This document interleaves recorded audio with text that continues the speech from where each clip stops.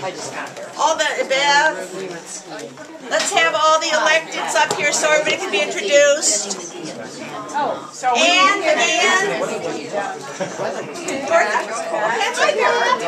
Pat Stedman, you look in. Mark's here.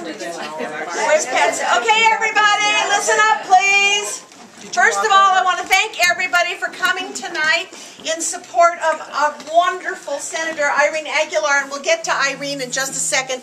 But before we do, I want to thank everybody for coming, and I especially want to thank the other elected officials who are here tonight to support Irene in her election and to support women in the legislature and historically. And the first person I want to start out with is Dorothy Rupert.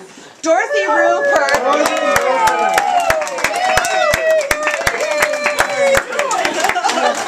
Many of you, those of you who've been involved in Democratic politics in Colorado for a while remember Dorothy. She has been a stalwart for women's issues when she was in the legislature, and we're absolutely thrilled she came down tonight to be with us. And I know she's here to support the whole notion of women and good men in the legislature.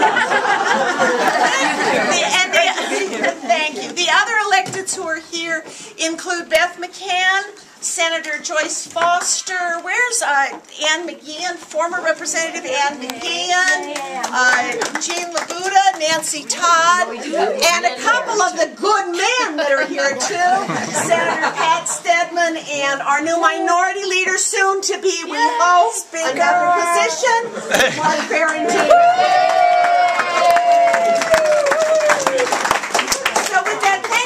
For coming. Some of you are in Irene's current district, some of you are in the district she's going to be. Doesn't matter. Doesn't matter what district you're in. Doesn't matter any of those things. You're here to support Democrats. And Irene is one of the best we've got. So thank you, Senator Aguilar.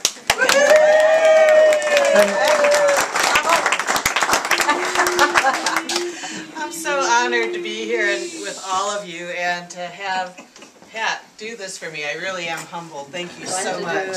And as those of you know, Pat actually is well known for her work on women and children's issues, and even started to get a little medical there with her organ donor stuff. And I'm hoping to go ahead and keep helping children in particular and women in terms of obviously health care and for children, particularly in Denver, our Hispanic population, and seeing what we can do to turn around the educational gap that we have there, and looking forward in the future as well to continuing to help support people with disabilities, which, as you all know, is a big passion of mine from personal experience. I've really been pleased and honored with the support I've had this year. I'm very nervous about having my first election. I'm really happy that, as far as we know, there is no Democratic primary, because I did get a really nice Democratic district. There is somebody who's filed a Republican campaign committee, but we've not really seen anything of him yet. So hopefully that won't be that much of an issue. But, you know, I feel a little bit greedy sometimes because I am looking for lots of money for my campaign, but as many of you know, my big issue and what I really want to see is that we have universal health care in the state of Colorado. Yes. I really have a fear that there might be some people with money who try to keep that from happening. But I can tell you, and Pat was there, we senators had lunch with the governor the other day, and I really think he's very close to helping support this kind of an effort happen. And I think that with Governor Hickenlooper's support, we could certainly get there. And it may not be my dream universal health care, but frankly, if we get universal health care, it doesn't have to be the dream, as long as we get it for everybody in some way, in some form. So hopefully I can do that within the 8 years that I have to be here, ideally within 4, so I could leave after 4, but